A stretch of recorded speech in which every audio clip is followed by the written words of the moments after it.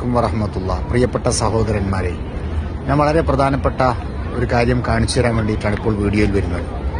ഞാനിപ്പോൾ ഉള്ളത് പരിശുദ്ധമായ മസ്ജിദുൻ നബവിയുടെ തെക്ക് ഭാഗത്തുള്ള മസ്ജിദുൽ ഹമാമയോട് അടുത്തുകൊണ്ടാണ് ഉള്ളത്.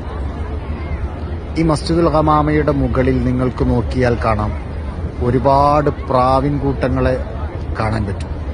അതുപോലെ ഉയരമുള്ള എല്ലാ ബിൽഡിങ്ങിന്റെ മുകളിലും പ്രാവുകൾ വന്നിരിക്കുകയും ഒക്കെ ചെയ്യുന്നത് കാണാൻ പറ്റും. എന്നാൽ നിങ്ങൾക്ക് മറ്റൊരു കാഴ്ച കൂടെ ഞാൻ കാണിച്ചു തരാം.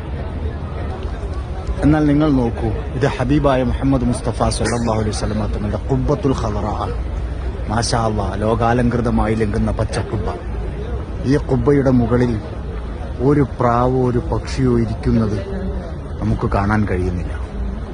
കാരണം ആ പ്രാവുകൾക്കറിയാം ഇതിന്റെ ചോടയുള്ളത് ലോകത്തിന്റെ നേതാവ് മുഹമ്മദ് മുസ്തഫ സല്ലല്ലാഹു അലൈഹി വസല്ലമ തങ്ങളാണ് എന്നത്. അതുകൊണ്ട് തന്നെയാണ് ഒരു പ്രാവും ആ കുബ്ബയുടെ മുകളിൽ വന്നിരുന്ന് കാഷ്ടിക്കാത്തതും ആ കുബ്ബയെ മലീമസമാക്കാത്തതും.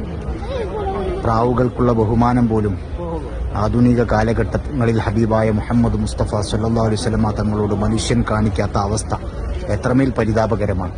അതുപോലെ തന്നെയാണ് പരിശുദ്ധ കഅബാലയം. കറുപ്പ് പുതച്ച കഅബാലയത്തിന്റെ കില്ലയിൽ ഒരിക്കൽ പോലും ഒരു പ്രാവ് കാഷ്ടിച്ചതോ അല്ലെങ്കിൽ മറ്റേതെങ്കിലും പക്ഷികൾ മലീമസമാക്കിയതോ നമുക്ക് കാണാൻ കഴിഞ്ഞിട്ടില്ല.